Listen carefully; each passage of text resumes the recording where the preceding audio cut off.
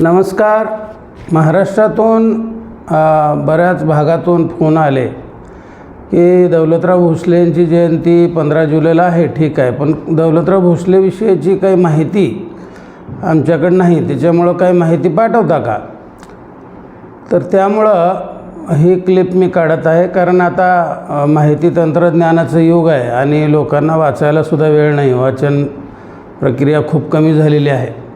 त्याच्यामुळं असा विचार केला की आपण एक क्लिप काढावी, म्हणजे ऐकता येईल सर्वांना आणि ती ऐकल्यानंतर आपल्याला त्यांच्याबद्दल माहिती होईल की त्यांनी काय नेमकं कार्य केलेलं आहे.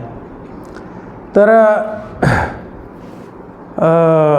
मी प्राध्यापक शिवाजी जोशी, आपल्या BS4चा महाराष्ट्राचा अध्यक्ष आहे आणि दौलतराव भोसले यांना BS4 आयडॉल म्हणून निवडलेलं आहे आणि त्याच्यामुळं आपलं कर्तव्य आहे की दौलतराव भोसलेविषयीची जास्तीत जास्त माहिती समाजापर्यंत पोचली पाहिजे.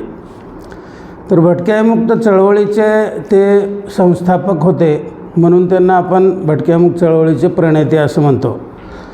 ते भटक्यामुक्त विमुक्तातील पहिले प्रतिनिधी होते की जे भटक्यामुक्ताचे प्रतिनिधी म्हणून विधिमंडळात महाराष्ट्र विधान परिषदेवर नामनियुक्त सदस्य म्हणून त्यांची नियुक्ती झालेली होती. त्यानंतर ते सुरुवातीपासूनच, म्हणजे त्यांना जसं कळायला लागलं, म्हणजे सुरुवातीच्या काळामध्ये ते स्वातंत्र्य चळवळीमध्ये सुद्धा होते, कारण त्यांचा जन्म 1926ला झालेला आहे. त्याच्यामुळं ते स्वातंत्र्य चळवळीमध्ये सुद्धा होते, पण त्याचा इतिहास आपल्याला काही सापडला नाही, त्याच्यामुळं त्याच्यावर मी काही जास्त बोलू शकत नाही. त्याच्यानंतर त्यांचा ज्यावेळेस म्हणजे 18-20 वर्षाचे झाले तेव्हापासूनच त्याने सामाजिक चळवळीमध्ये भाग घ्यायला सुरू केला आणि मुंबईमध्ये एक कामगार संघटनेचे ते नेते झाले आणि फार कमी वयामध्ये त्यांनी कामगार संघटना, कामगारासाठी काम करायला चालू केलं. म्हणून ते सर्वात प्रथम ते कॉम्रेड होते आणि कम्युनिस्ट विचारसरणी, समाजवादी विचारसरणी ते भोगते होते, म्हणजे ते समाजवादी विचारसरणीचे कट्टर समर्थक होते. ते सर्वांचे आवडते होते. हसतमुख, सतत हसतमुख असलेला चेहरा त्यांचा असायचा, विधिमंडळातसुद्धा आणि महापालिकेतसुद्धा. मात्र ते आक्रमक आणि धडाडीचे होते, म्हणजे भीती वगैरे असा काही प्रकार त्यांच्या याच्यामध्ये नव्हता. म्हणजे ते एक बेडर असे आक्रमक असे धडाडीचे नेते होते. कामगारांची, गरिबांची, समाजाच्या दुःखाची जाण आणि त्याबाबत कणव असणारे, ज्यांना आपण दादा म्हणतो, असे यांची उद्याच्या 15 जुलै रोजी 100वी जयंती आहे. त्यांच्या जयंतीचे हे शताब्दी वर्ष आहे, म्हणून ही जयंती विशेष महत्त्वाची आहे. शतकोत्तर जयंती म्हणू आपण याला वाटल्यास. आणि महाराष्ट्रभर मोठ्या प्रमाणात हे शतकोत्तर जयंती, म्हणजे त्यांची जयंतीची शताब्दी आपण साजरी करावी अशी मी सर्व महाराष्ट्रातल्या भटक्यामुक्त जाती जमातीच्या सर्व संघटना, सर्व नेते, सर्व जे काही कार्यकर्ते असतील किंवा समाज बांधव असतील त्यांना विनंती करतो की त्यांनी त्यांच्या स्तरावरती जयंती साजरी करावी. त्यांचा फोटो जो आहे तो ग्रुपवरती मी काल परवा टाकलेला आहे. तर BS4च्या कुठल्याही ग्रुपवरून आपल्याला तो फोटो घेता येईल. मी परत त्यांचा फोटो अजून वेगळा टाकतो. तर त्यानिमित्ताने दादाचा थोडक्यात परिचय मी आपल्याला करून देतो. त्यांचा जन्म मुंबई येथे झाला होता आणि 15 जुलै 1926ला त्यांचा जन्म झाला होता. आता 15 जुलै 2026ला बरोबर 100 वर्ष त्यांच्या याला होतात जयंतीला. आणि ते 11 डिसेंबर 1996 रोजी ते हे जग सोडून गेले. म्हणजे साधारणपणे दादा 70 वर्ष जगले आणि 70 वर्षाचं आयुष्य त्यांनी समाजकार्याच्या कारणी लावलं. खूप मोठं काम त्यांनी आपल्या आयुष्यभरात एकाकी झुंज देऊन निर्माण केलं. काम करणं वेगळं आणि कुठलीही साथ नसताना, साथ मिळत नसताना काम करणं हे त्यापेक्षा अवघड गोष्ट आहे. तर ते त्यांनी करून दाखवलेलं आहे. 6 वर्ष ते महाराष्ट्र विधान परिषदेवर भटक्या विमुक्त जमातीचे आमदार म्हणून त्यांनी कार्यकाळ गाजवला. म्हणजे त्यांनी आमदारकी एवढी गाजवली, एवढे प्रश्न विचारले की असं कुठला दिवस आहे आणि त्या दिवशी त्यांनी काही प्रश्न विचारला नाही किंवा विधिमंडळाच्या कामकाजात भाग घेतला नाही असं झालं नाही. ते जर समजा एखाद दिवस नसतील तर ते सगळ्या सभागृहाला आठवण व्हायची की आज दौलतराव भोसले दिसत नाही, त्यांचा आवाज येत नाही. म्हणजे एवढी सवय होऊन गेली होती सभागृहाला. आणि प्रत्येक प्रश्नाचा अगदी अभ्यास असल्यामुळं त्यांचे जे प्रश्न असायचे ते अत्यंत मार्मिक आणि अभ्यास करून केलेले असायचे. त्याच्यामुळं बऱ्याच वेळा जे काही सत्तेतले मंत्रीसुद्धा जे आहेत त्या खात्याचे ते अडचणीत यायचे आणि त्यांनी सांगायचे की बाबा हे काँग्रेसचेच आमदार असताना म्हणजे आम्हाला अडचणीत आणतात. तर ते दादा म्हणायचे की बाबा मला तुम्हाला अडचणीत आणायचं नाही, पण माझे कामं झाले पाहिजे ना. ते काम झालेलं नाही, ते व्हावं म्हणून मी प्रश्न विचारतो आहे. तुम्हाला अडचणीत आणण्यासाठी प्रश्न नाही विचारत. तर त्याच्यानंतर त्यापूर्वी ते मुंबई महापालिकेचे 10 वर्ष काउन्सिलर होते. म्हणजे त्यांनी जे काय म्हणजे कामगार नेतृत्व करत असताना जे काय त्यांचं नेतृत्व निर्माण झालं होतं, धडाडीचं नेतृत्व निर्माण झालं होतं, त्याच्यामुळं त्या लोकप्रियतेवर म्हणजे राखीव जागा वगैरे किंवा मागासवर्गीय असं कोणी दौलतराव भोसलेंना मुंबईत समजत नव्हतं. त्यांना मागासवर्गीय म्हणून कोणी ओळखत नव्हतं किंवा ते भटक्या विमुक्ताचे आहेत म्हणूनही कोणी ओळखत नव्हतं. ते आमदार झाल्यानंतर ते बऱ्याच लोकांना कळालं की हे भटक्या विमुक्ताचे आहेत. म्हणजे जात हा फॅक्टर अजिबात त्यांच्या बाबतीत नव्हता. म्हणजे स्वतः एवढे कर्तृत्ववान होते की कसल्याही सवलत कसल्याही रिझर्वेशनशिवाय ते 10 वर्ष मुंबई महापालिकेचे काउन्सिलर होते आणि त्याच्यानंतर 6 वर्ष आमदार होते. तर ते त्यांचा कामगार नेते कॉम्रेड आणि त्याच्यानंतर 10 वर्षाचा जो मुंबई महानगरपालिकेचा काउन्सिलरचा कार्यकाळ आहे तो कार्यकाळ त्यांच्या स्वतःच्या कर्तृत्वावर आहे. त्यांचे कुटुंबीय कुठले राजकारणात नव्हते, त्यांचे कुटुंबीय त्याच्यापूर्वी कुठले नेते नव्हते किंवा कामगार नेते नव्हते. एक साधं म्हणजे मध्यमवर्गीय गरीब असं कुटुंब होतं ते. आणि त्या कुटुंबातून हे दौलतराव भोसले जन्माला आले आणि यांनी स्वतःच्या कर्तृत्वावर ते कामगार नेते झाले. फार कमी वयामध्ये 18 वर्षापासून त्यांनी बहुतेक या कामगार चळवळीचं काम सुरू केलं असेल आणि ते कामगार नेते झाले. आणि त्याच धडाडीनं त्यांच्या त्या लोकप्रियतेवर, कामगार नेत्याच्या लोकप्रियतेवर ते मुंबई महानगरपालिकेमध्ये 10 वर्ष काउन्सिलर म्हणून निवडून आले. तर ते 10 वर्ष काउन्सिलर म्हणून निवडून आल्यानंतर महाराष्ट्रामध्ये भटक्या विमुक्त जाती जमातीच्या बाबतीमध्ये खूप मोठी पोकळी निर्माण झालेली होती. आदरणीय हरित क्रांतीचे जनक वसंतरावजी नाईक साहेब त्यावेळेला महाराष्ट्राचे मुख्यमंत्री होते. 1963 पासून 1975 पर्यंत ते महाराष्ट्राचे मुख्यमंत्री होते वसंतरावजी नाईक साहेब. आणि त्यांनी अनेक वेळा भटक्या आणि विमुक्त जाती जमातींना SC STमध्ये घालण्याचं निवेदन किंवा आपल्या सरकारकडं जे पंतप्रधान नेहरू होते त्यांच्याकडं आणि या महाराष्ट्राचं नेतृत्व करणारे यशवंतराव चव्हाण होते त्यांच्यापर्यंत अनेक वेळा त्यांनी अशी मागणी केली होती की भटक्या विमुक्तांना ठरल्याप्रमाणे SC आणि STमध्ये घातलं पाहिजे, त्याच्याशिवाय त्यांचा विकास होणार नाही. तर यावर आपल्याला माहीतच आहे की काय राजकारण झालं.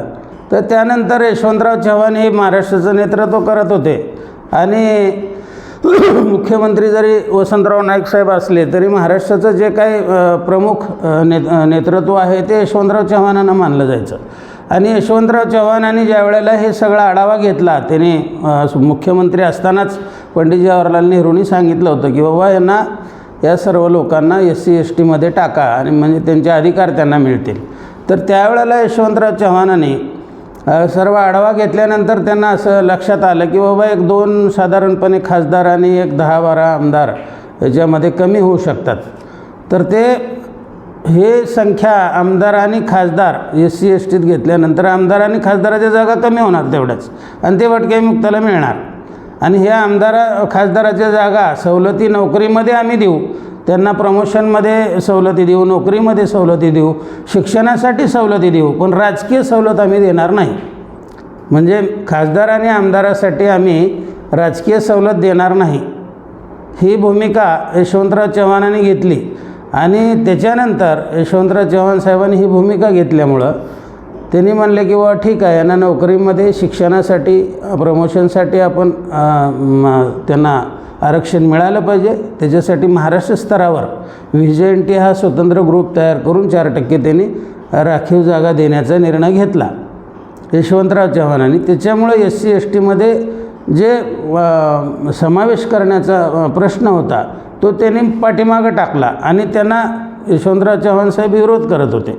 आणि मग वसंतराव नाईक साहेबांच्या असं लक्षात आलं की हा खूप मोठा विरोध आहे आणि यशवंतराव चव्हाणांचाच त्याला विरोध असेल तर मग कसं SC STमध्ये समाज जाणार आहे. तर त्याच्यासाठी त्यांनी हे केले की बाबा मी मुख्यमंत्री आहे, माझ्यावर खूप मोठी जबाबदारी आहे महाराष्ट्राची, त्याच्यामुळं मी ह्या समाजाचं संघटन किंवा आंदोलन उभं करू शकत नाही. त्याच्यामुळं या समाजाचं आंदोलन उभं करण्यासाठी एक स्वतंत्र नेत्याची गरज आहे. आणि वसंतराव नाईक साहेबांनी ज्या वेळेला ही गरज ताडली त्यावेळेला म्हणजे लक्षात आलं त्यांच्या की हे गरज आहे, स्वतंत्र नेतृत्व निर्माण व्हायला पाहिजे भटक्या जाती जमातीचं एकत्रित. आणि हे नेतृत्व तयार झाल्यानंतर ह्या नेतृत्वाने संघर्ष उभा केला पाहिजे महाराष्ट्रामध्ये आपल्या अधिकारासाठी. आणि हे SC STचं रिझर्वेशन त्यांनी मिळवून घेतलं पाहिजे. त्याच्यामुळे एक नेता आपल्याला महाराष्ट्रामध्ये पाहिजे की जो सगळ्या याचं नेतृत्व करील चळवळीचं. आणि मग त्यांची दृष्टी कशी होती आपल्याला माहीत आहे की त्यांनी महाराष्ट्रामध्ये जी हरित क्रांती करून दाखवली, ती हरित क्रांती त्यांच्या जागेवर जर दुसरा एखादा ओपनचा सवर्णाचा जर एखादा मुख्यमंत्री असता तर त्याचे सगळ्या भारतामध्ये पुतळे उभा केले असते. कारण महाराष्ट्राच्या हरित क्रांतीचं जे उदाहरण आहे तेच इतर राज्यांनी उचललं. आणि मग जे अन्न म्हणून देश मरत होता, जिथं दुष्काळ पडायचा, अन्न मिळायचं नाही, आणि त्याच्यानंतर त्यांनी हरित क्रांती घडवली आणि अन्नाचे डोंगर सगळे निर्माण केले. त्याच्यामुळं लोक अन्नाशिवाय वसंतराव नाईक साहेबाच्या काळानंतर अन्न मिळालं नाही म्हणून कोणाचं कुपोषण झालं नाही आणि अन्न मिळालं नाही म्हणून कोण मेलं नाही. त्याच्यापूर्वी लाखो लोक कुपोषण होऊन अन्न मिळालं नाही म्हणून मरायचे. तर असा हा दूरदृष्टी नेता होता. आणि त्यांनी मग त्या दूरदृष्टीने एक स्वतंत्र चळवळ ह्या भटक्यामुक्ताची निर्माण झाली पाहिजे, जशी फुले शाहू आंबेडकरी चळवळ आहे. आणि अशी चळवळ निर्माण व्हावी म्हणून एक नेता पाहिजे होता. आणि म्हणून वसंतराव नाईक साहेबाची नजर दौलतराव भोसले साहेबावर पडली. कारण त्यावेळेला ते मुंबई महापालिकेमध्ये काउन्सिलर होते आणि कामगार नेते होते. आणि संपूर्ण मुंबईमध्ये कामगाराचं नेतृत्व करणाऱ्यामध्ये जे काही थोडे 2-4 लोक असतील त्याच्यामध्ये दौलतराव भोसलेचं नाव घ्यावं लागेल अशी परिस्थिती होती. आणि त्यांनी लक्षात आलं त्यांच्या की हे भटक्यामुक्ताचे नेते आहेत आणि ह्यांना म्हणजे आपण बोललं पाहिजे. आणि वसंतराव नाईक साहेबांनी त्यांना बोलले आणि त्यानंतर त्यांना सांगितलं की बाबा ही अशी चळवळ तुम्ही निर्माण करा, मी तुम्हाला राजकीय पाठिंबा देतो आहे आणि आमदार म्हणून सुद्धा तुमची निवड करून घेतो आणि त्याच्यानंतर तुम्ही याला न्याय देण्याचा प्रयत्न करा या भटक्यामुक्त जाती जमातीला, कारण असा न्याय मिळण्याची आता परिस्थिती राहिलेली नाही. आणि त्याच्यानंतर मग त्यांच्यामध्ये चर्चा झाली आणि मग दौलतराव भोसले साहेब त्यावेळेला त्यांनी काँग्रेसमध्ये प्रवेश केला. आणि काँग्रेसमध्ये प्रवेश केल्यानंतर ठरल्याप्रमाणे म्हणजे त्या ठिकाणी 2-3 मेळावे त्यांनी 70 ते 74च्या दरम्यान असे प्रचंड तुफान मेळावे घेतले मुंबईमध्ये. आणि त्यामुळं त्या जे मेळावे त्यांनी घेतले त्याला वसंतराव नाईक साहेबासहित अर्ध मंत्रिमंडळ, जवळपास दादासाहेब रोत होते, शिवाजीराव गिरधर पाटील, जे स्मिता पाटीलचे वडील होते ते मंत्री होते, त्याच्यानंतर आपल्या राष्ट्रपती झालेल्या मॅडम तर हे सगळं अर्ध मंत्रिमंडळ तिथं उपस्थित राहायचं त्या कार्यक्रमाला, मेळाव्याला. म्हणजे एवढे मोठे मोठे मेळावे झाले आणि सगळ्या महाराष्ट्रातून लोक चळवळीला जोडले गेले. आणि त्याच्यानंतर त्यांना 1974मध्ये आमदारकी मिळाली. आणि त्याच्यानंतर मग विधिमंडळामध्ये जे त्यांनी काम केलेलं आहे कुठलाही आमदार करू शकत नाही. आम्ही ज्या वेळेला विधिमंडळातली माहिती काढली त्यावेळेला 1100 पानं 6 वर्षात त्यांनी प्रश्न विचारलेले आणि त्या प्रश्नाला वाचा फोडलेले असे 1100 पानाची माहिती आम्ही संसदीय कामकाज ह्याच्यातून मिळवली. आणि मग आम्हाला लक्षात आलं, अरे बापरे, एवढं मोठं काम ह्या माणसाचं आहे आणि एवढं मोठं काम त्यांनी केलेलं आहे त्या काळामध्ये. आणि कोणी त्याचं म्हणजे विसरलं लोकांनी का कोणी ते झाकण्याचा प्रयत्न केला काही माहीत नाही. म्हणजे सर्वांना माहीत आहेत त्या गोष्टी. आणि त्याच्यामुळं मग आम्ही म्हणलं की हे कुठंतरी समजलं पाहिजे की आपल्यासाठी कोणीतरी नेता आपलं आयुष्य झिजवतो आहे, घालतो आहे आणि आम्हाला त्याच्याबद्दल काहीच माहीत नाही. तर त्याच्यामुळं मग आम्ही ही सगळी माहिती काढली आणि अवाक झालो की एवढं मोठं काम त्या माणसानं उभं केलेलं आहे भटक्या विमुक्तासाठी आणि त्याची साधी आठवणसुद्धा आपण करत नाही. म्हणून हे सगळे जे काय शब्दप्रपंच आहे ते केवळ त्याच्यामुळं आहे. तर आता दौलतराव भोसले यांचं जे नाव आहे ते त्यांचं नाव, मूळ नाव जे आहे ते कोंडीराम असं नाव होतं त्यांचं, कोंडीराम मारुती भोसले. तर हे कोंडीराम नाव नंतर बदलून त्यांनी दौलतराव मारुती भोसले असं केलं. त्यांच्या वडिलाचं नाव मारुती आणि आईचं नाव होतं द्रौपदीबाई. तर मारुती आणि द्रौपदीबाईचं हे रत्न होतं. आणि यांना 3 बहिणी होते आणि ते 3 भाऊ होते. म्हणजे 6 बहीण भावंडाचं आणि आईवडील असं हे कुटुंब होतं. त्यानंतर त्यांना पुढं 2 मुले आणि 2 मुली होत्या. अजूनही आहेत काही जण त्यातले. तर ते गोदी कामगार संघटनेचे कामगार नेते जे होते कॉम्रेड मनोहर कोतवाल, तर यांच्या मनोहर कोतवाल यांची गोदी कामगार संघटना होती. त्या गोदी कामगार संघटनेचे हे सरचिटणीस होते. आणि आपल्याला माहीत आहे की कामगार क्षेत्रामध्ये सरचिटणीस हाच त्या संघटनेचा सर्वात महत्त्वाचा घटक असतो, म्हणजे तोच नेता असतो. तर ते कॉम्रेड मनोहर कोतवाल यांच्या त्यांच्यासोबत ते काम करत होते. त्यांची इतर जी कारकीर्द आहे ती साधारणपणे 1966मध्ये त्यांनी प्रजा समाजवादी पार्टीमध्ये, म्हणजे 1965मध्येच त्यांनी प्रजा समाजवादी पार्टीसोबत काम करायला सुरू केलं होतं कामगार नेत्याबरोबरच. आणि ह्या प्रजा समाजवादी पार्टीच्या 1966मध्ये त्या झोपडी या चिन्हावर त्यांनी पहिल्यांदा विजय मिळवला होता. त्यावेळेला शिवसेनेची आणि प्रजा समाजवादी पार्टीची युती होती आणि त्यांनी मुंबईमध्ये 1966मध्ये पहिल्यांदा काउन्सिलर म्हणून निवडून आले होते. त्यानंतर 1971ला त्यांनी परत काँग्रेसच्या तिकिटावर गाय वासरू या चिन्हावर ते दुसऱ्यांदा विजयी झाले. त्यावेळेला जे विजय झाले काँग्रेसच्या तिकिटावर, त्यावेळेला त्यांनी शिवसेनेच्या उमेदवाराचा पराभव केला होता आणि प्रचंड मताने ते निवडून आले होते. पण त्यावेळेला काँग्रेसची जी सत्ता होती ती काँग्रेसची सत्ता गेली होती महापालिकेतली. आणि त्याच्यामुळे यांनी प्रचंड मतानं निवडून येऊनसुद्धा काँग्रेसची सत्ता गेली म्हणून मिरवणूक वगैरे काही काढली नाही, कारण ते विचाराचे फार पक्के होते. त्यांची अत्यंत उच्च अशी विचारसरणी होती. त्या काळामध्ये आपल्याकडं प्रचंड भटक्या विमुक्त जाती, सर्वच जाती जमातीमध्ये प्रचंड असं स्तोम होतं. म्हणजे समाजाला गारीत घालायला दुसऱ्या माणसाची गरज नव्हती. आपलेच लोक जे काय सर्व्हिसला होते, पोलीसमध्ये होते, अशा लोकांनीच लोकाला व्याजानं पैसे द्यायचे, 10 रुपये शेकडा, 20 रुपये शेकडानं. आणि त्या लोकाला मग जिथं आपली झोपडी पत्रे फित्रे ते विकून ह्याचे पैसे व्याजासहित द्यावे लागायचे.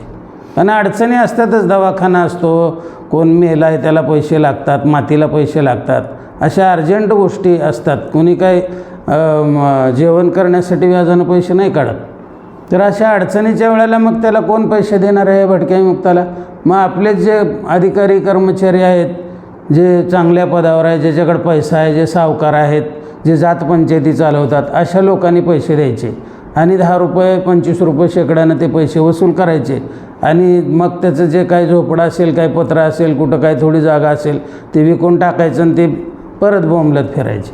तर अशी परिस्थिती होती त्या काळामध्ये. म्हणजे आपल्या जात पंचायतीचं तर एवढं हे होतं डोक्यावर लोकाच्या की त्या जात पंचायतीला म्हणजे दहशत होती अक्षरशः. जात पंचायत आणि व्याजानं पैसे देणे हे आपलेच लोक करत होते आणि आपलाच समाज त्याच्यामुळं देशोधडीला लागत होता. तर त्याच्यासाठी जी विचारसरणी आहे माणसाची ती चांगली असली पाहिजे, कार्यकर्त्याची किंवा त्यावेळेला त्या लोकाची जर विचारसरणी चांगली असती तर हे घडलं नसतं. कारण ह्याच्यामुळंच जास्त समाज आपला मातीत गेला. तर दौलतराव भोसले साहेबाची हे उच्च विचारसरणी होती, कारण त्यांच्या कुटुंबातल्याच माणसांनी आंतरजातीय विवाह केले. म्हणजे एवढी त्यांची उच्च विचारसरणी होती. ते जातपात त्याच्या फार पलीकडचे होते. फक्त काम आणि गरीब वंचित कामगार ह्याचं काम झालं पाहिजे एवढंच त्यांच्या डोक्यात असायचं आणि विचार स्पष्ट होते त्यांचे. एवढंच नाही तर त्यावेळेला जे गोकराळ साहेब होते, ते गोकराळ असं म्हणतात, VS गोकराळ म्हणून त्यावेळेला संघटनेचे अध्यक्ष होते, ॲडव्होकेट VS गोकराळ. तर ह्यांच्या त्यावेळेला म्हणजे यांच्यासोबत होते ते. तर त्यांच्या मुलीनं दादासाहेब गायकवाड म्हणून जे दलित चळवळीचे नेते होते डॉक्टर बाबासाहेब आंबेडकरांच्या नंतर, तर ते दादासाहेब गायकवाडांच्या मुलासोबत तिनं विवाह केला होता असं मी ऐकलं. म्हणजे मी जी माहिती मिळवली ही सगळी माहिती एकमेकाला विचारून मिळवलेली आहे.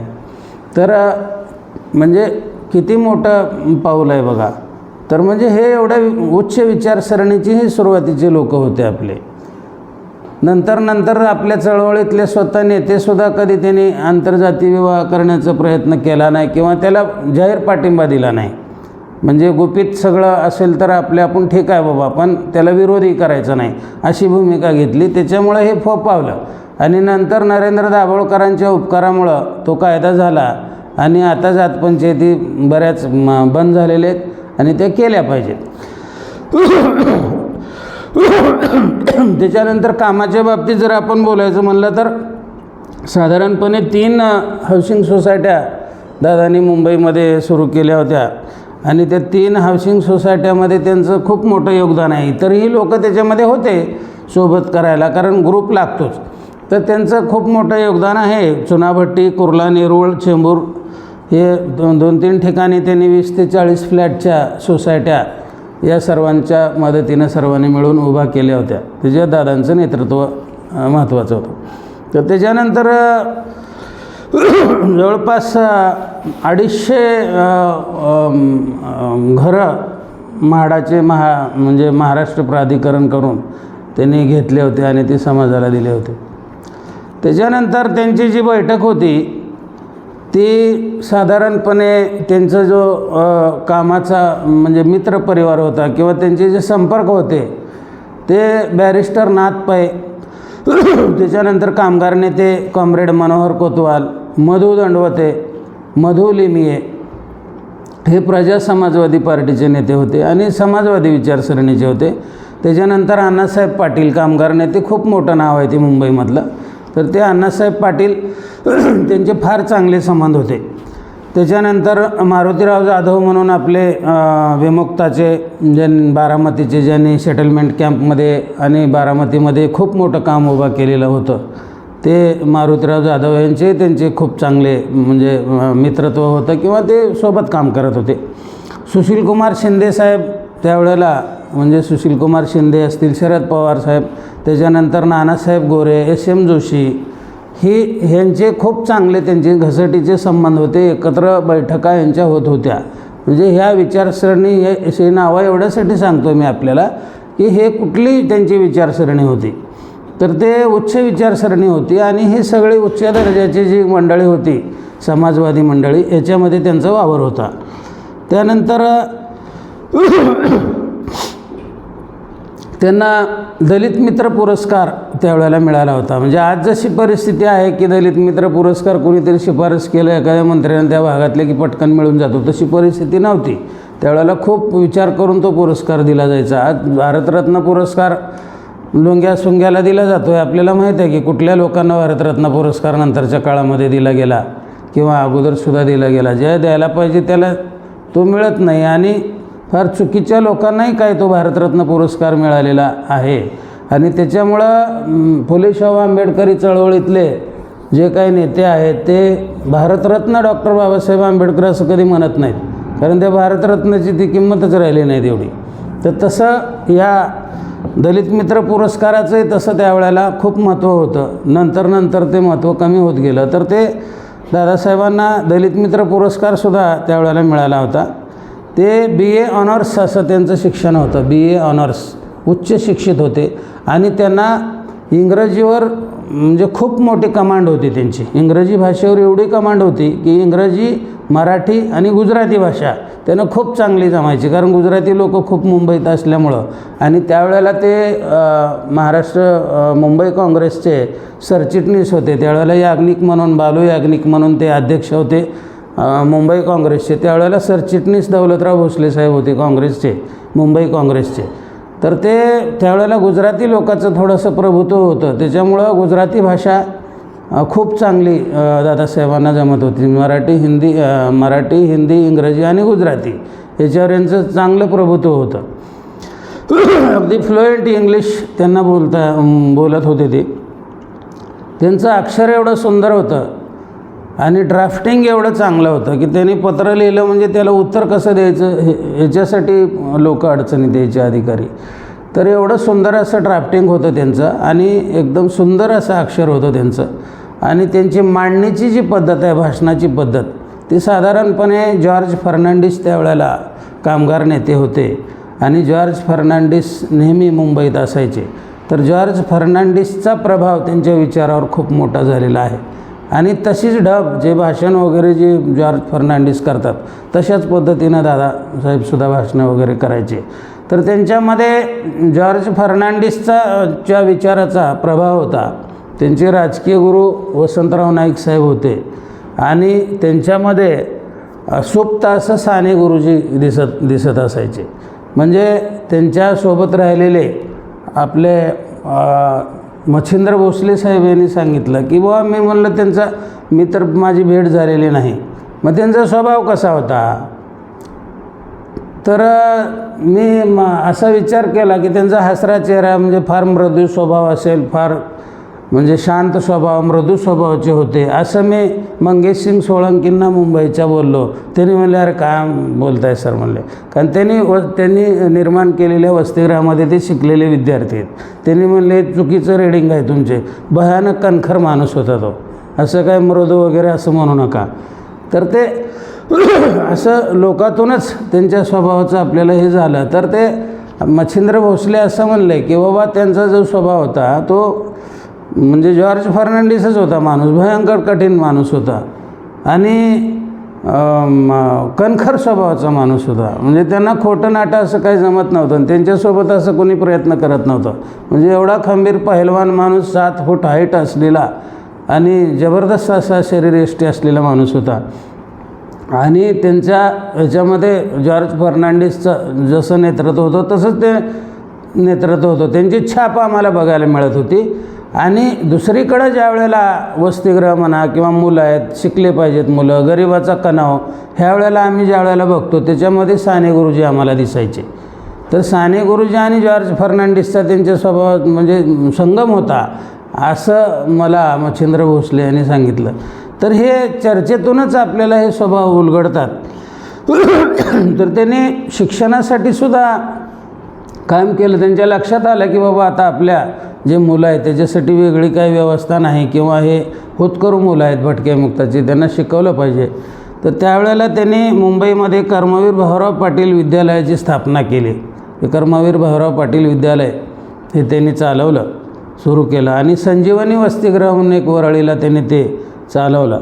आणि त्याच्यानंतर ह्याच संस्था नाहीत तर कामगारासाठी त्यांनी मुंबई कामगारासाठी एक सहकारी संस्था काढली आणि त्या सहकारी संस्थेचे अनेक अपना बाजार, अपना घर, म्हणजे अपना बाजार नायगाव वगैरे असे काही म्हणजे सहकारी तत्वावरचे काही हे किराणा दुकान किंवा एखादं सामान जिथं स्वस्त दरामध्ये मिळेल, चांगलं मिळेल, असे कामगारासाठी, गोरगरीब लोकांसाठी त्यांनी ग्राहक भांडार, अपना भांडार असे सुरू केलेले होते. तर हे खूप मोठं रचनात्मक कामसुद्धा त्यांनी उभा केलेलं होतं. आणि हे रचनात्मक काम आपण करत असताना आपण बघतो की शैक्षणिक संस्था वगैरे आपण काढतो, तर त्यावेळेला आपण पुढच्या पिढीची व्यवस्था करून ठेवतो की बाबा माझ्यानंतर माझा मुलगा मुलगी तिचं अध्यक्ष असलं पाहिजे, कुटुंबातलेच माणसं असले पाहिजे, आणि त्याच्यात जे काही 2 पैसे मिळतील त्याच्यात आमची उपजीविका झाली पाहिजे. तर हे काही चुकीचं नाही. हे म्हणजे समाजकार्य करत असताना आपल्या रोजीरोटीचाही म्हणजे व्यवस्था झाली पाहिजे, त्याच्या विरोधात नाही. पण दौलतराव भोसले हे जे होते ते सरळ म्हणजे सामाजिक विचाराचे, आणि जे काय आहे ते समाजासाठी, आपल्या कुटुंबासाठी म्हणून त्यांनी काही केलं नाही. त्याच्यामुळं नंतरच्या काळामध्ये कर्मवीर भाऊराव पाटील विद्यालय किंवा संजीवनी वसतिगृह वरळी ते त्यांच्यानंतर कोणाचाही त्या युनिटशी संबंध कुटुंबातल्या माणसाचा राहिला नाही. म्हणजे एवढं त्यागी व्यक्तिमत्व होतं ते की माझ्यानंतर हे युनिट जे आहे ते माझ्या मुलांना मिळावं, माझ्या मुलीला मिळावं, ही भावना त्यांच्याकडे नव्हती. आणि त्याच्यामुळं आज त्यांच्या कुटुंबाकडे हे कुठलंही त्यांनी निर्माण केलेलं कामाचं नेतृत्व किंवा मालकी नाही. त्याच्यामुळे त्यांचा स्वभाव आपल्या लक्षात येईल की तो कशा पद्धतीचा त्यांचा स्वभाव होता. आता आपल्यामध्ये काय आहे की साधारणपणे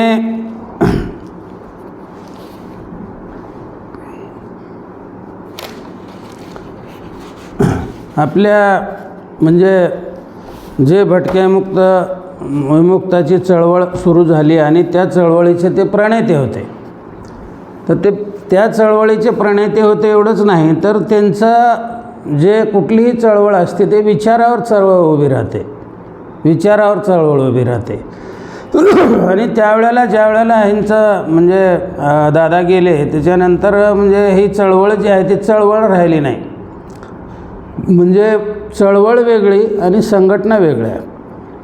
आमचे म्हणजे गंगाधर गाडे प्रतिष्ठानचे माझे मित्र विलास कटारे सर यांनी एक कार्यक्रम छत्रपती संभाजीनगरमध्ये ठेवला होता आणि त्याला डॉक्टर चंदू मस्के सर आले होते आणि त्यांनी त्या ठिकाणी एक सुंदर असं मार्गदर्शन केलं की चळवळ आणि संघटना काय. तर ते म्हणजे खरंच प्रत्येकाने आपल्या तर भटक्या मुक्ताने ते अभ्यासलं पाहिजे की आपण काय की महाराष्ट्रामध्ये आज 500-600 संघटना आहेत, चळवळ आहे का. त्यांनी मला विचारलं की चळवळ अस्तित्वात आहे का भटक्या मुक्ताची, जसं फुले शाहू आंबेडकरी चळवळ आहे.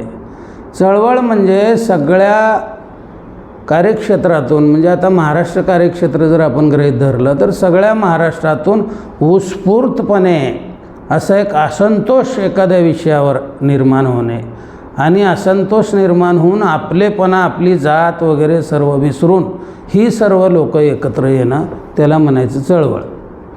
मुळामध्ये डॉक्टर बाबासाहेब आंबेडकरांनी सांगितलं होतं की त्याने शेड्यूल कास्ट फेडरेशन केलं होतं, महार समाज फेडरेशन काढलं नव्हतं बाबासाहेब आंबेडकरांनी, शेड्यूल कास्ट फेडरेशन काढलं होतं. म्हणजे जो प्रवर्ग आहे कमीत कमी त्या प्रवर्गाला तरी लोकशाहीमध्ये एकत्र आणता आला पाहिजे. एका जातीचं कितीही मोठं संघटन झालं तरी ते काहीही करू शकत नाही, ते निष्प्रभ ठरतं, हे बाबासाहेबांनी सांगितलेलं आहे. आणि जात हा फॅक्टरच मूळ देशद्रोही आहे आणि समाजद्रोही आहे असं बाबासाहेबांनी सांगितलेलं आहे. कशामुळं, तर जातीवर सगळ्या देशाचं जर राजकारण होत चाललं आहे म्हणून देशाचा आज वाटोळा होऊ लागला. मग कोण देशद्रोही आहे, तर जात हा फॅक्टर देशद्रोही आहे. जात आणि धर्म हेच आज देशाला गिळून टाकायला लागले. त्याच्यामुळं हे जे फॅक्टर्स आहेत ते आपल्याला समजलं पाहिजे की चळवळ ही जातीवर कधीच उभं राहत नाही, जातीची चळवळ कधीच नसते, ही प्रवर्गाची चळवळ असते. तर ही प्रवर्गाची चळवळ जी आहे, ही प्रवर्गाची चळवळ निर्माण झाली पाहिजे. जाती जातीच्या हे संघटना ही चळवळ निर्माण करू शकत नाही, त्या संघटना निर्माण करू शकतात.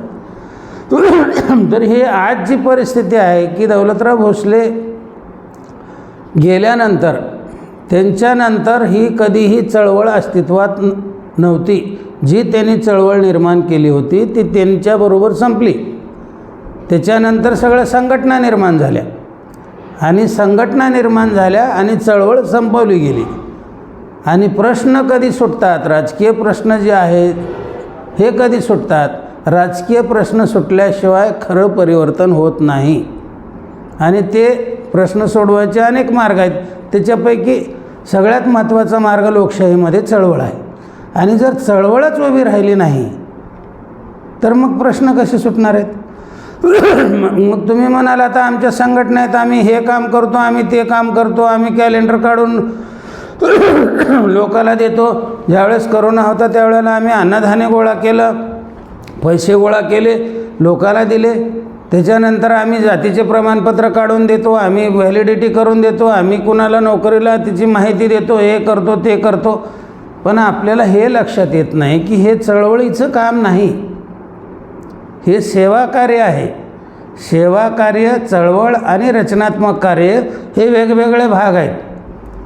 कुठल्याही चळवळीचा मुख्य हेतू हे समाज परिवर्तनाचा असतो, सेवा करण्याचा नाही.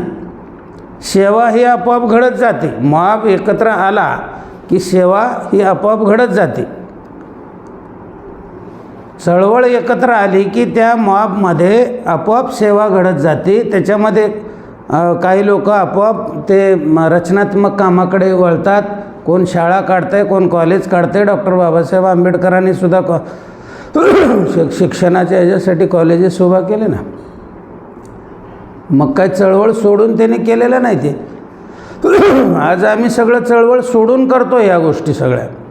आम्ही जे करतोय ना, संघटना काढतोय, म्हणजे ते संघटना आपले जातीचे प्रमाणपत्र काढून देणे, त्याची व्हॅलिडिटी काढून देणे, त्याचं काय झालं की त्याच्याकडे जाणे, त्याची काय अडचण आली की त्याला त्याचं समस्या सोडवणे, हे चळवळीचं काम नाही, हे सेवा कार्य आहे. आणि सेवा आणि चळवळीमध्ये हा फरक आहे. परिवर्तन आणि सेवा ह्याच्यामध्ये हा फरक आहे की एखाद्या माणसाला भीक मागायला आला, त्याला भीक वाढणे ही सेवा झाली. पण त्या माणसानं भीकच मागू नये अशी परिस्थिती निर्माण करणे म्हणजे त्याला परिवर्तन म्हणायचं. आणि परिवर्तन म्हणजे चळवळीचंच दुसरी बाजू आहे. तर आपल्याला चळवळ निर्माण करायची, आपल्याला संघटना निर्माण करायची नाही. आणि संघटना निर्माण करणं म्हणजे तिथं चळवळ संपते. कारण आपण आपापल्या जातीमध्ये गुरफटले जातो. ज्यावेळेस 2-3 वर्षाखाली साधारणपणे आम्ही ज्यावेळेस महाराष्ट्र दौरा काढला किंवा ही चळवळ निर्माण झाली पाहिजे. दौलतराव भोसलेंनी जी चळवळ निर्माण केली होती ती चळवळ पुढंच कशी आपल्याला चालू ठेवता येईल. कारण त्यांची उच्च अशी विचारसरणी होती. त्यांचं चारित्र्य फार सुंदर म्हणजे हे होतं. चळवळीमध्ये नेत्याकडं, कार्यकर्त्याकडं चारित्र्य असलं पाहिजे. चारित्र्य असेल तरच चळवळ उभी राहते. त्या माणसाकडे चारित्र्य नसेल तर चळवळ अजिबात उभं राहत नाही. नेतृत्व करण्याचे जे काही गुण आहेत त्याच्यामध्ये काही महत्त्वाचे गुण आहेत. त्याच्यामध्ये चारित्र्य खूप महत्त्वाचं आहे. आणि दौलतराव भोसलेचं निष्कलंक असं चारित्र्य होतं. धडाडी होती, ड्राफ्टिंग होती, अक्षर सुंदर होतं, फ्लुएंट इंग्लिश बोलत होते. अनेक आमदार असताना अनेक रशिया, जर्मनीचे त्यांनी अभ्यास दौरे केले होते त्यावेळेला सुद्धा. तर हे आणि विचाराचे खूप पक्के होते. चळवळ जी उभा राहते ती विचारावर, बाकी कुठल्या गोष्टीवर नाही, विचारावर चळवळ उभी राहते. आणि त्यांनी खूप समाजवादी त्यांचे विचार होते. आणि भटक्या विमुक्ताला न्याय मिळवून देण्यासाठी, परिवर्तन करण्यासाठी त्यांनी ही चळवळ उभी केली होती. आणि केवळ त्यांच्या त्या विचारसरणीमुळं ती चळवळ उभी राहिली होती. म्हणजे हे होते की त्यावेळेला ते होते की एवढे असं नाही. त्याला एक विचारसरणीची एक बैठक लागते, एक नेतृत्व लागतं.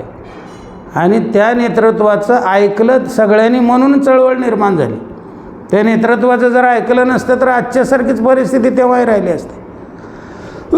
आज अनेक जण वेगवेगळे कार्यक्रम घेतात. कोण वेगवेगळ्या यात्रा काढतात भटक्या विमुक्ताच्या. खूप प्रयत्न करतात.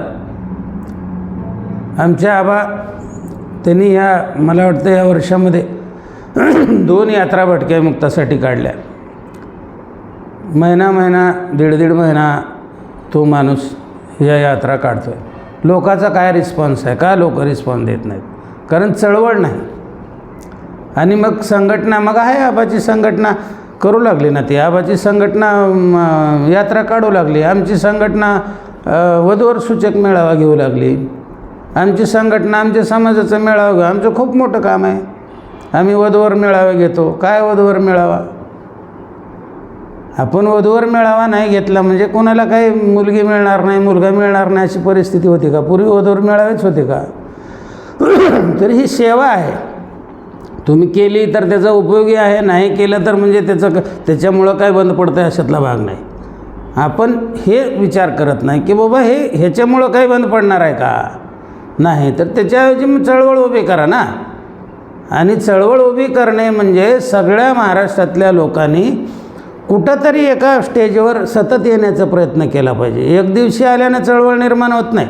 आणि 4 जातीचे 4 लोक घेतले आणि एखादी संघटना स्थापन केली म्हणजे चळवळ होत नाही.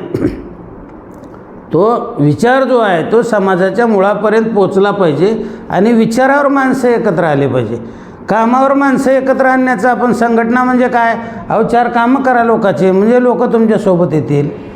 त्यांचे जातीचे प्रमाणपत्र करून द्या, त्यांची व्हॅलिडिटी करून द्या, त्यांच्या घराला जागा मिळवून द्या, त्यांच्या हाऊसिंग सोसायटी काढा, त्यांची एखादी पतसंस्था काढा, त्यांना डायरेक्ट बेनिफिट फायदा होईल असं काय करा म्हणजे लोक जुटतील, लोक एकत्र येतील. पण हा समज आपला 100% चुकीचा आहे.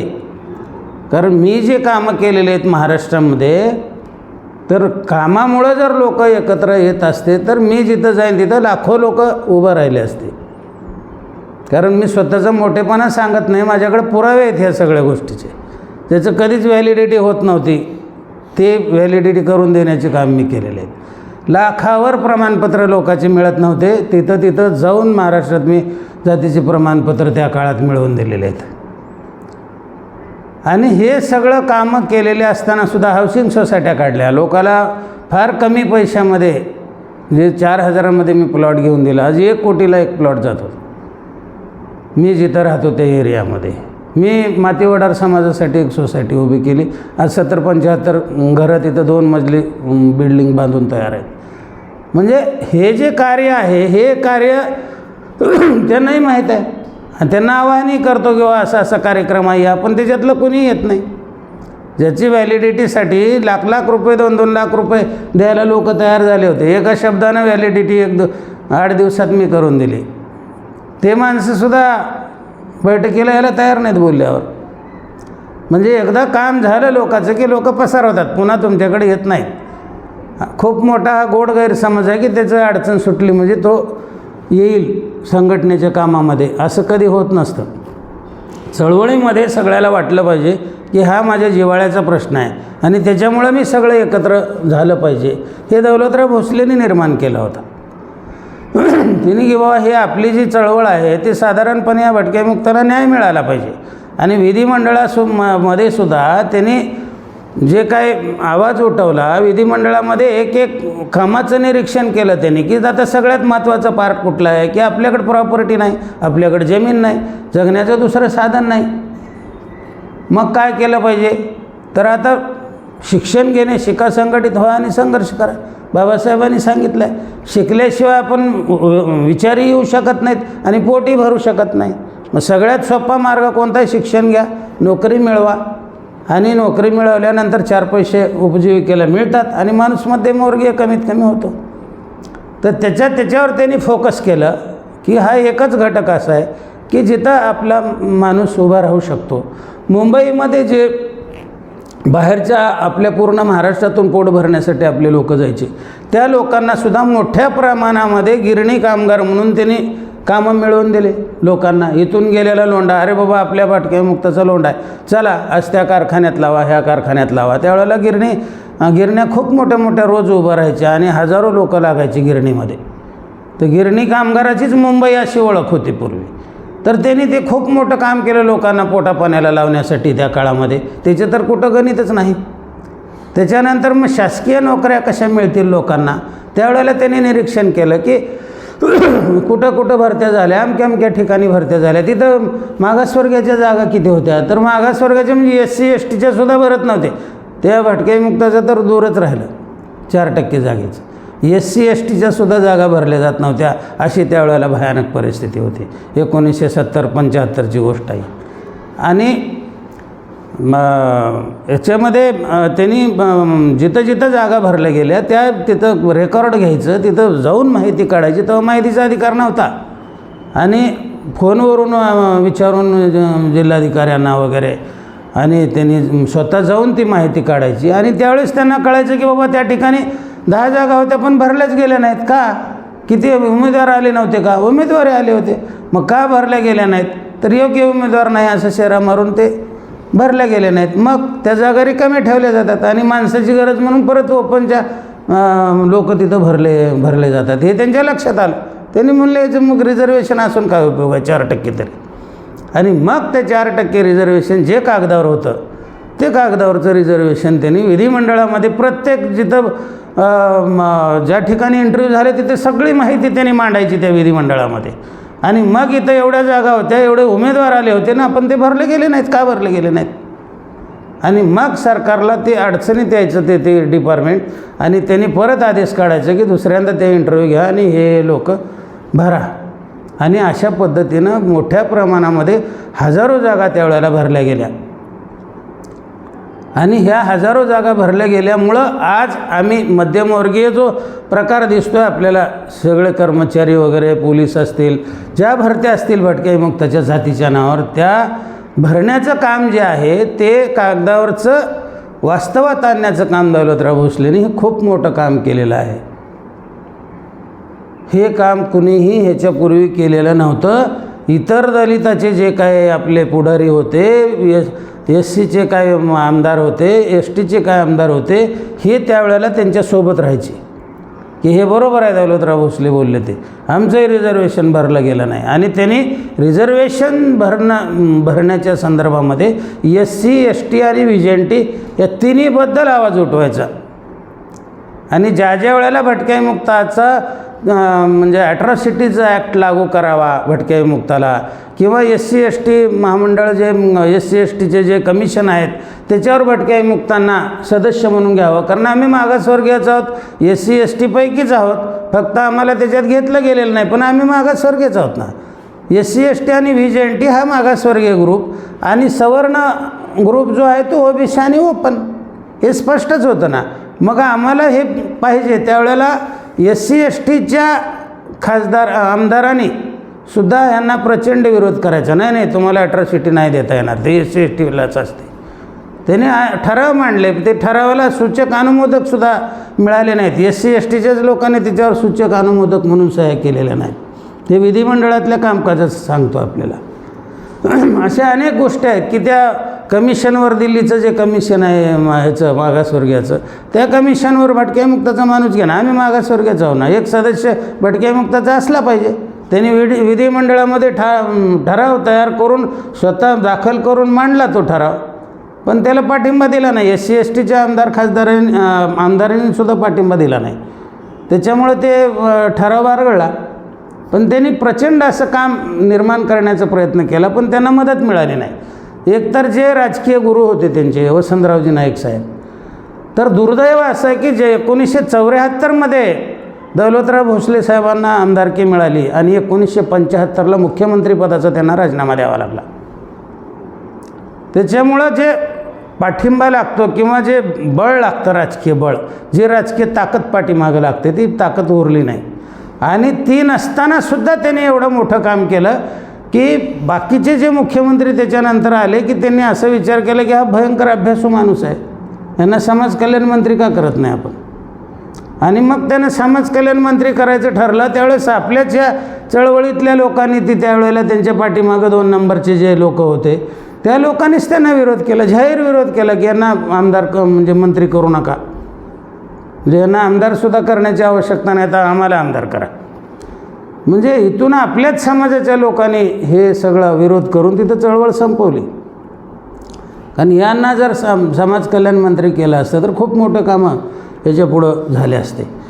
तर हे अशा पद्धतीनं त्यांचं खच्चीकरण झालं आणि तिथं चळवळीचं खच्चीकरण झालं. दुसरं दुर्दैव असं की ज्या वेळेला 1980पर्यंत त्यांची मुदत होती आमदारकीची, पण 1979मध्ये म्हणजे त्यांचे जे राजकीय गुरु होते वसंतराव नाईक साहेबांचं निधन झालं आणि त्यांचं निधन झाल्यामुळं त्यांनी खूप मोठं असं त्यांच्यावर भाषण विधिमंडळामध्ये केलं वसंतराव नाईक साहेबावरती.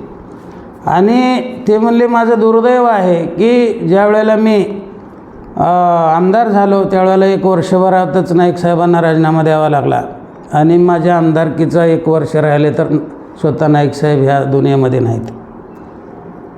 तर हे जे राजकीय पाठबळ लागतं ते राजकीय पाठबळ त्याच्यामुळं मिळू शकलं नाही. जे नाईक साहेबांचं राजकीय पाठबळ त्यांना पाहिजे होतं ते मिळू शकलं नाही. हे खूप मोठं दुर्दैव. तरीसुद्धा त्यांनी एवढं मोठं काम घडवून आणलं राजकीय पाठबळ नसतानासुद्धा. आज जे आम्ही नोकऱ्या करतो, आज जे माणसं आम्ही रिटायर झालोत, हे केवळ त्यांचे उपकार आहेत, हे विसरून चालणार नाही. आणि चळवळ त्याच माणसानं निर्माण केली होती आणि त्याच माणसाच्या हयातीमध्ये या बाकीच्या लोकांनी त्यांना विरोध करून ती चळवळ तिथं संपवून टाकली. आणि म्हणून ती चळवळ पुन्हा उभी जर राहिली तरच आपले प्रश्न सुटू शकतात, अन्यथा सुटू शकत नाहीत. ही आपली संघटना नाही तर ह्या संघटना सगळ्या जिथं आहे तिथं राहू द्या आणि ही चळवळ म्हणून सर्वांनी एकमेकाला भेटायचा प्रयत्न करा. BS4च्या कार्यकर्त्यांना नेत्यांना भेटायचा प्रयत्न करा. माझ्यापर्यंत या, मला भेटा किंवा मला बोलवा, मी तुमच्यापर्यंत येतो. अनेक वेळेला असं घडतं आहे की तिथं आपण जातो आहे ते कुठल्या तरी एका जातीच्या ग्रुपवरून ते म्हणतात नाही मग आमचा अध्यक्ष नाही, त्यांना आल्यावर आपण चर्चा करू, आता चर्चा करायची नाही. म्हणजे बोलायलासुद्धा लोक एवढं हे करतात की नाही ते आल्यावरच बघू, मग ते आमच्या अध्यक्षालाच विचारू, मग तुम्ही कुठून आलात, मग आमच्या ते आमच्या जातीचे ते कुठंतरी अध्यक्ष आहेत त्यांना विचारावं लागेल तुम्हाला आम्हाला चर्चा करायची असेल तर. म्हणजे एवढी वाईट परिस्थिती समाजामध्ये आहेत. आणि हे हाय क्वालिफाईड लोक, शिकलेल्या लोकांमध्येच ही बॉम्ब आहे. अडाणी लोक बोलतात तरी गेल्यावर, हे शिकलेले लोक एवढे म्हणजे फक्त पुस्तकी किडे झाले आणि नोकऱ्या मिळवल्या, बाकी वैचारिक वगैरे असा प्रकार आमच्या शिकलेल्या लोकांमध्ये नाही. आणि ह्या लोकांना प्रशिक्षण घ्यायची गरज वाटत नाही, एकत्र बसायची चर्चा करायची गरज वाटत नाही. आपल्या मनात काय आलं की एखादा लेख लिहिला, वा वा वा वा वा किती भारी काम आहे. कोणाला तर काय वाटलं की त्यानं एखादा कार्यक्रम घेतला, वा वा वा किती भारी कार्यक्रम. तर होणार आहे काय ह्यानं, हे का लक्षात येत नाही आपल्या सगळ्याच्या. आणि हे सगळा वैचारिक गोंधळ आहे. विचारच जोपर्यंत आम्हाला विचाराची भूक वाटत नाही आणि विचाराची भूक लागल्यामुळं आम्ही वैचारिक परिवर्तन करत नाही तोपर्यंत त्याचं चळवळीत रूपांतर होत नाही. तर जे शिकले सवरलेले लोक आहेत त्यांना वाटतं आम्ही एवढी नोकरी केली, 58 वर्ष सरकारची नोकरी केली, एवढ्या मोठ्या पदावर, मग आम्हाला काय प्रशिक्षणाची गरज आहे, आम्हाला काय कळत नाही का, आम्हाला सगळंच कळतं. हे सगळं चुकीचं आहे. आपला जो न्यूनगंड आहे, आपला जो अहंकार आहे, तो अहंकार आपण थोडासा जर बाजूला काढला आणि एकमेकाचं ऐकून घ्यायचा जर प्रयत्न केला तर चळवळ उभी राहू शकते. आज सगळ्याचे पोटं भरलेले आहेत, त्याची मुलं काहीतरी काम करायला लागलेत, श्रमाला महत्त्व आलं आहे, काम करणाऱ्या माणसाकडे भरपूर पैसा येऊ लागला आहे आणि त्याच्यामुळं कुणाला त्याची गरज वाटणार. माझं घर व्यवस्थित भागताना, माझं व्यवस्थित चाललं आहे, माझं घरदार प्रॉपर्टी, गाड्या घोड्या आहेत माझ्याकडं, मग काय चळवळीची गरज आहे. असं म्हणून आपण आपल्या समाजाचं वाटोळं करीत आहोत. सध्याची राजकीय परिस्थितीवर मला अजिबात बोलायची इच्छा नाही.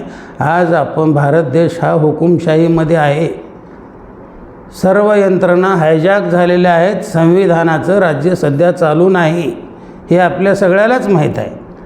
पुढं ह्याच्यापेक्षा भयानक आणि वाईट परिस्थिती वाढून ठेवलेली आहे. त्याच्यामुळं आपल्या सर्वांना माझी विनंती आहे की दौलतराव भोसलेंचे जे विचार होते, ज्या विचारानं त्या माणसानं डोंगर उभा केला कामाचा, तर त्या विचारानं आपण चळवळीची आस धरून आपण आता तरी एकत्र येऊया आणि वेगवेगळ्या तुम्हाला जिथं काय करायचं ते करायचं का नाही हे एकत्र बसून विचारा एकमेकाला, किंवा हे मला असं करा वाटतंय, मग कसं होईल? मग सगळे इन्व्हॉल्व होतील ना, सगळ्या महाराष्ट्रातली माणसं, प्रत्येक जिल्ह्यातला माणूस, प्रत्येक जातीचा माणूस जर त्याच्यामध्ये इन्व्हॉल्व झाला तर त्या कार्यक्रमाचं स्वरूप कसं राहील? बरोबर संघटन होईल. आणि ज्या वेळेला तुमचं एक संघटन होईल त्यावेळेला खूप मोठा दबावगट तयार होईल आणि सरकार तुमच्यापर्यंत येईल. सरकार तुमच्यापर्यंत ज्या वेळेला येतं दबाव गटामुळं, त्यावेळेला प्रश्न सुटत असतात. उठसूट आपण पळत जाणे, निवेदन घेऊन मांडावंच लागेल की मागावंच लागेल की भीक मागल्याशिवाय कसं मिळतं आहे, हा जो भीक मागा प्रकार आहे डोक्यातून काढून टाका. तुमच्या निवेदन देण्यानं, कोणाचे बुटं पुसण्यानं, कोणाचे चापलुशी केल्यानं काही होत नाही. फक्त रोजगार निघतो. जे शेतामध्ये काम करायचे ते डगले घालून मागं फिरायचे आणि 4 पैसे घेऊन आपली मजुरी काढायची. ह्याच्या पलीकडे दुसरा काही कार्यक्रम होऊ शकत नाही. फक्त आपलं संघटन कसं करता येईल आणि आपल्या संघटनाच्या जोरावर दबावगट कसं तयार करता येईल. आणि हा दबावगट तयार झाल्यानंतर कोणाला निवेदन द्यायची गरज नाही. ते सांगतात की तुम्ही असं, आम्ही तुमच्यासाठी हे करतो, तुम्ही असं असं एक पत्र तर आम्हाला द्या.